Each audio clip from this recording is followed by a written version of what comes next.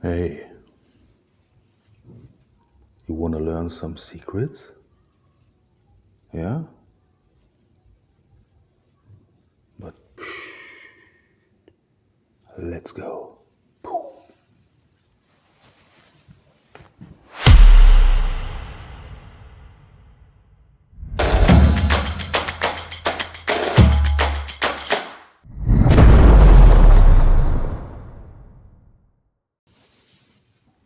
Hey, so today I'd like to share some hacks or cheat codes, call it what you want. I use when I play pool, sometimes often, sometimes not that often.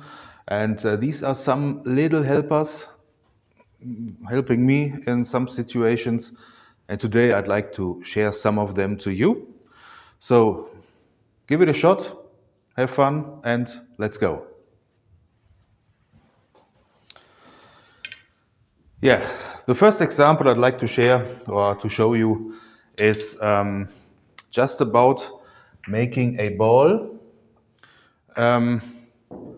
This has nothing to do with any position play or something, but this ball actually looks easy, but let me explain. So, sometimes when you go down on a shot, you have your pre-shot routine, you walk into the shot, you go down, and sometimes when you are down, you feel that the point you are aiming is wrong. Maybe you are too thick on the ball. And before you start to correct your aiming while you are down and reposition your body while you are down, which is not good, then the most important thing is you get up. You refocus yourself, look again for the shot line, and so on and so on. Okay. This all is right. Absolutely. So don't get me wrong when I show now a solution I use often, sometimes not, but let me show. Okay, so let's say I go down on this 4 ball and I stand perfectly, but now I feel I would hit the 4 ball too thick. That means the 4 would go into the long rail. So, and again, this is only about making the ball. So what I often do when it's not about getting a position on the next ball, maybe the 4 ball is your money ball, for example. So what I then do is I'm down on the shot. I feel, oh, I stand no good or my aiming is off. Then I apply a bit of right spin, which you can see on the cue ball. So what happens?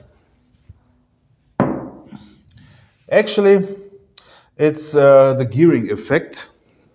So when I aim too thick and the object ball would go into the long rail, then actually I have to hit it thinner to make the 6 ball go in the direction of the pocket. Okay. So, but now when I apply a bit of right spin, the cue ball has right spin. That means when you play a good speed and not hammering the ball, you need a very, very slow speed when you do shots like this. Then the applied right spin changes to left spin on the object ball, like gearings. Okay? So this right spin turns counterclockwise. While turning counterclockwise, it hits the object ball, which then goes clockwise, and this puts the object ball more to its left, and you are able to pocket the ball. I use this type of shot very, very often because, first of all, I can handle this situation very good, and second of all, I'm not getting younger, and every time getting up for a new shot is sometimes not so good for my back. Just kidding. Okay, so I aim too thick, apply a bit of spin, which you can see again on the cue ball, and this could be a little helper. The next shot, I think many of you have seen this shot many times on YouTube or somewhere else. And I don't care, I show it my way. And so we are now on the one ball. So the problem is the object ball, in this case the one ball, is frozen to the rail, and the cue ball is frozen to the rail as well. So players who are not familiar with this shot and how to play this shot maybe think, yeah, when I have a decent straight stroke, I'm able to shoot this ball, and when I'm down on the shot, I'm 100% sure I can make this shot. And don't get me wrong, if you play this shot just as a straight shot, on any table you will find, I bet that 80 to 85% of you will miss this shot. And this is not because of your playing level. No. This is a technical issue we have here in case of the table.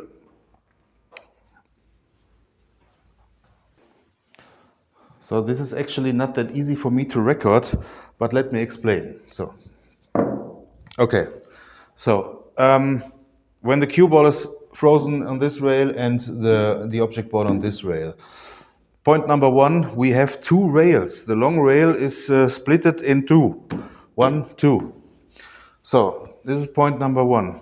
Then you have to imagine when a pool table builder builds pool tables, every little thing on a pool table has its tolerance while they build it. So any screw is tolerated, the length of the rail, the height of the rail, everything has its tolerance. So even when everything is in tolerance, that doesn't mean that everything is 100% accurate. No, it's actually impossible. But the problem we have here is most of the time, when you take a closer look along long rails. So this, for example, I can see that the angle from the long rail, which should be straight, is a tiny bit seen from here in this direction. That means it goes practically in the direction of the side pocket. So it's bent a bit like this. And this also, from your view, is a bit also from there in the direction of the table, of the side pocket. So this means you can shoot as straight as you want. You are not able to hold both balls straight along the rail. So another issue with other tables, maybe in this club there are 4 tables, maybe the other one looks a bit different, is that when you find a table which seems to be straight, it happens really often that the edges of the pocket, side pocket entry angle, so these horns, sometimes stand a bit off. This is not much. This is sometimes less than a millimeter. But just imagine when you shoot a straight ball and this edge is a tiny bit over in this direction compared to this edge. What will happen? You will hit this edge and the cue ball goes off. So these are the most common problems. And then the third problem is the player himself. So when you need 100% accuracy, this is very difficult to reach. And most of the time, when you need it, then you don't have it. This is normal. So in most other shots, you have small tolerances when you play, but in shots like this, where you have to be really 100% accurate, it's difficult. You can make this shot without yeah, any spin or something. I also made this, but actually you don't play it like this. So I will show you. So it's a bit difficult for me to show you, but I give my best. I will not make this shot from this position, but I can try to show you how this shot has to be played. Okay, so what is actually most important when you make the shot is to hit the object ball, let's say simultaneous on the ball and the rail. Then you will shoot this ball straight in, okay? The rail comes here in play because this ball is frozen to the rail. So if this ball would be a bit off the rail, then it's clear you only have to hit the ball, okay? So, and now we have something we have to avoid by making this shot, and this is the danger of getting stuck on the side pocket with the cue ball.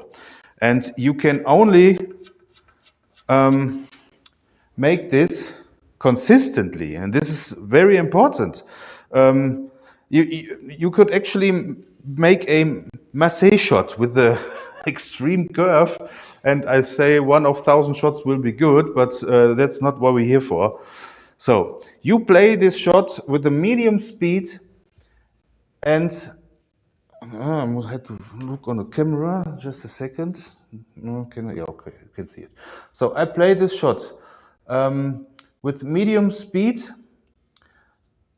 left spin. So, and I aim a bit into this rail. This is not much, and how much you have to aim into this rail depends on you and your knowledge about your equipment. You have to find out how high is your deflection of your shaft, okay?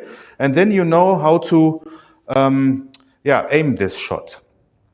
What the spin will do is, I will later on make lines on the table, so just stay, okay? So we go a bit higher, go a bit down. My cam is blinking, I don't know why, but okay. Okay. So when I play this ball with left spin, I overdo it now a bit. I apply left spin, the way of the cue ball will like this. Tack. You play a very, very small curve, which helps to avoid this area of the long rail. And then you are able to make this ball. Okay. So first ball.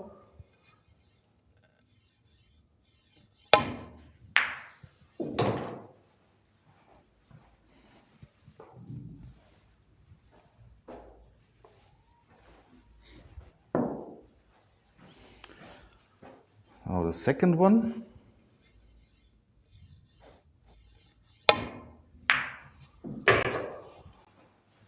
No. Oh, almost made a foul.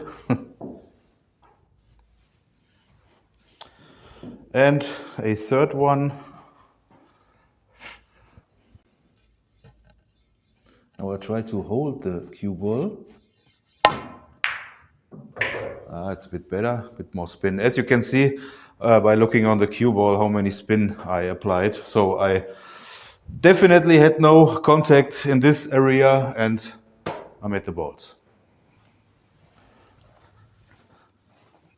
So a next example of balls I play sometimes when I have to play them is just imagine we have to play the 11 ball and we get a bit out of position. Ideal position would be here. And now we have the problem that if we shoot straight, we are only able to hit the 11 ball straight because of the 2 ball. And if I shoot this ball straight, I will shoot it directly into this rail or at the corner of the rail, but I have actually no chance by hitting a straight shot to make this ball. So this ball is a bit comparable to the last one along the long rail, and the only thing you have to do now here is you aim full straight on the 11 ball and then you apply left spin, shoot it with medium speed, and then you are able to make those balls. Yeah, I will make another one, and this is a bit tough for me to set up with the camera to get you a better view, but look not only of how I put or how I pocket the 11 ball, you will see the difference from the path of the balls. So actually, if you take a look here, this is straight. This is absolutely straight, and this is also the point I'm aiming for. So I don't play any angle. I couldn't play any angle because if I go a bit more from my side to the left, which leads to a foul because I hit the 2 ball first, okay? So take a closer look on what happens after I hit the object ball, and you will notice the different paths of these 2 balls. And the good thing is you can play this very, very smooth. You will not have many deflection of your shaft.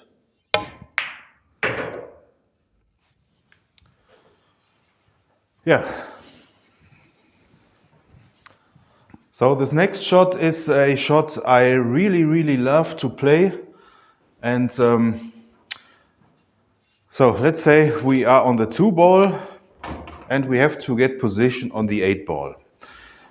So when you look at this situation, you will notice that making the 2 ball is not that difficult, but getting down to the 8 because of all the stripes ball are in our way. And yeah, now you think, okay, I make the 2 ball, play a high ball and run forward. Yeah, this is actually right thinking, but only playing forward doesn't help you because you will immediately hit the rail. And so this is the tangent line of the hitting ghost ball point. You hit with the cue ball. So that means you go here into the rail, and with the high ball you go into the 9 or into the 2. Then you are dead. So what you can do here is you play actually a slow roll shot with left spin.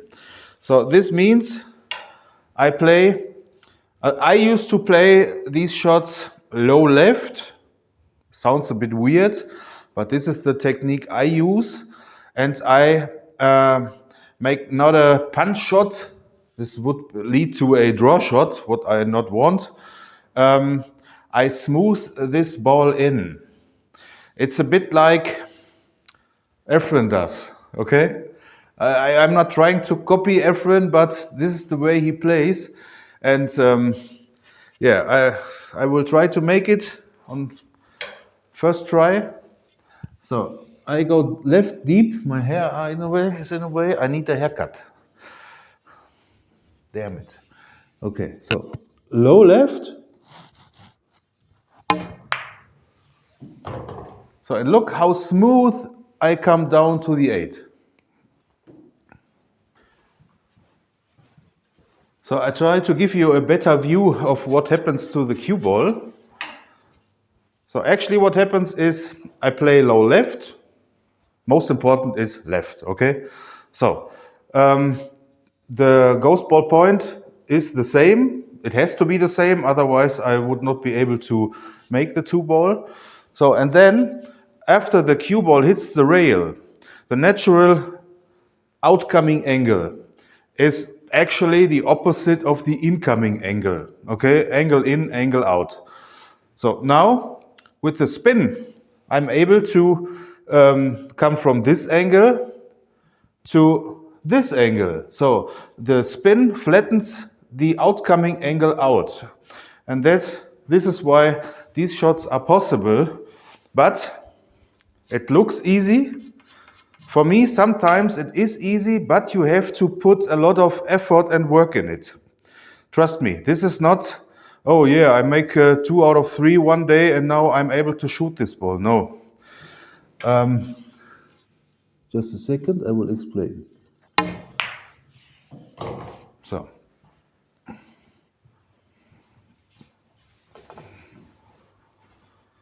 So don't get me wrong, these type of shots are not that easy when you do not practice them. Because before I started today, I cleaned all the balls. I cleaned the table so that I have good conditions here. When you now go out in a bar or in a pub or in a pool hall or whatever, and you have dirty balls, dirty cloth, these type of shots react different on different conditions. This is absolutely important to know. Even the humidity is a big part in billiards. Last week we had a league match, which went good overall. We won this match, but because of the weather outside, we have a very, very high humidity, and playing on that day was absolutely crap. The balls felt extremely heavy. Giving spin to the balls was absolutely annoying because you had the feeling the balls weigh immediately 50 grams more. It's tough to explain, but you was not able to get this action of the material, which I'm actually used to, only because of the weather.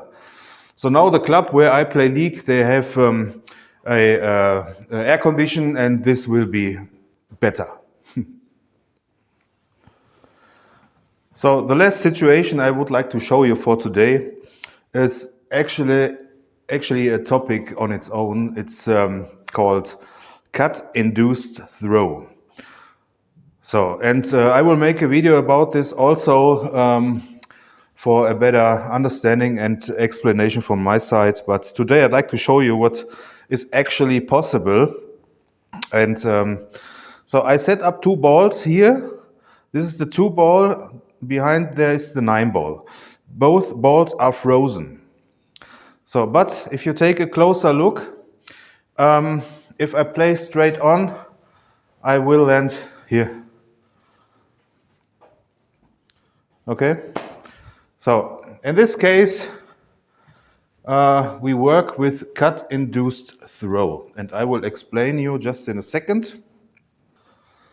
I think the name Cut Induced Throw, for me as a German guy, is sometimes a bit a tongue breaker.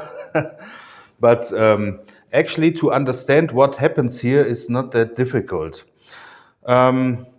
What you have to get out of your mind is that you handle those balls which are frozen to each other just like normal combination shots. This doesn't work.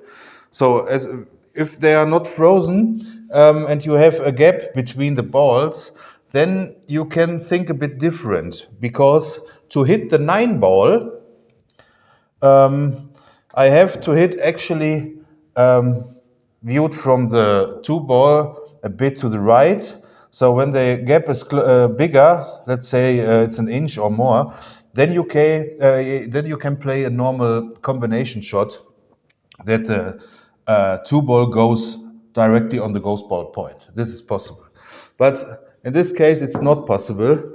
And cut induced throw means when 2 balls frozen, then you have to imagine that these are not 2 balls. This is one physical object, nothing more. This is one object and this is one object.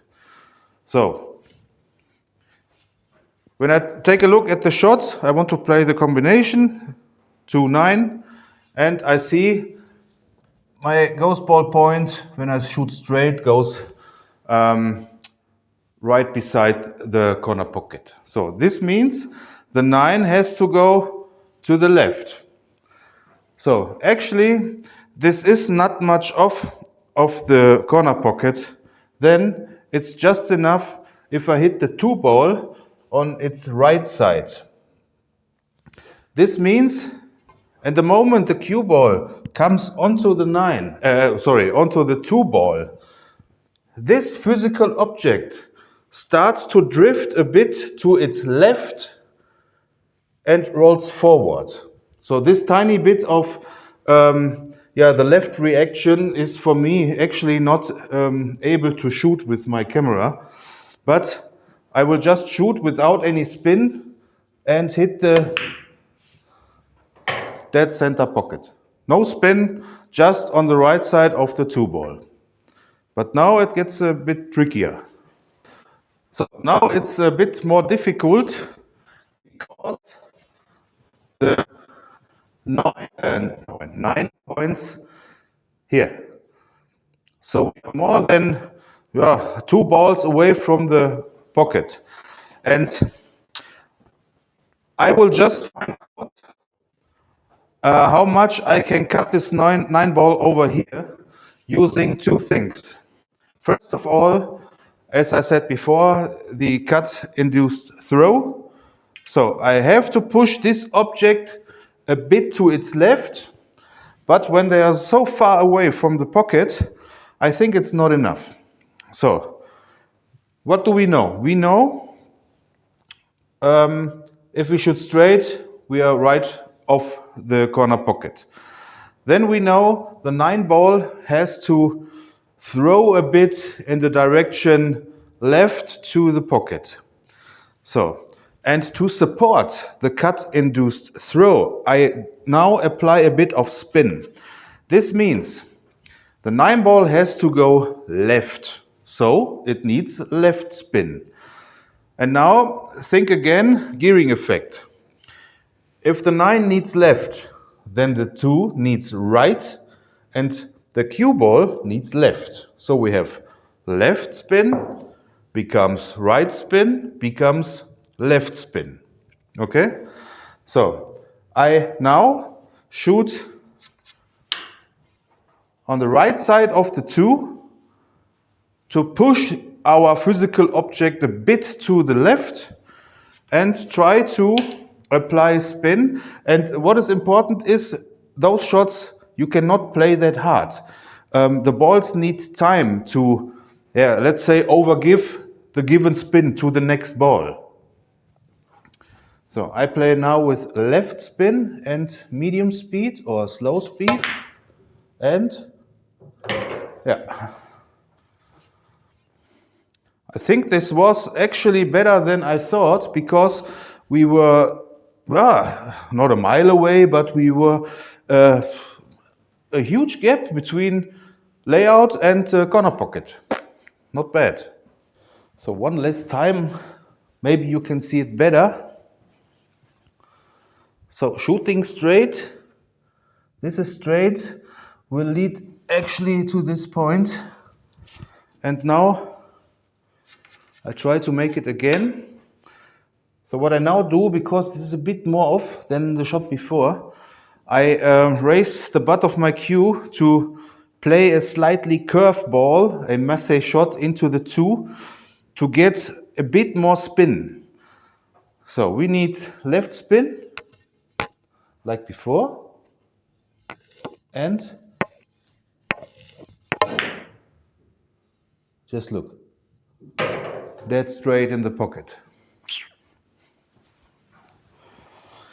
Yeah, I think for today it's enough. I showed you some things I use when I play regular pool. Many things of them I showed you today I use very, very often. Just like the touchy shots with a bit of spin, I need them often. And I trained them a lot. I have to be honest. These are not shots I woke up and now I'm able to shoot these shots. No, I make thousands of these balls. And just to get a better knowledge of myself, how do I hit the cue ball? With what speed, arm position, with my wrist or without. Just to reduce the deflection of the shaft, to be able shooting straight shots, but with still a much of spin. This requires really, really enough or much practice. So I hope you like these type of videos, and what I say? Cut induced throw will come in a separate video, and As always, thanks for watching. Please like, subscribe, and I'll be back right soon.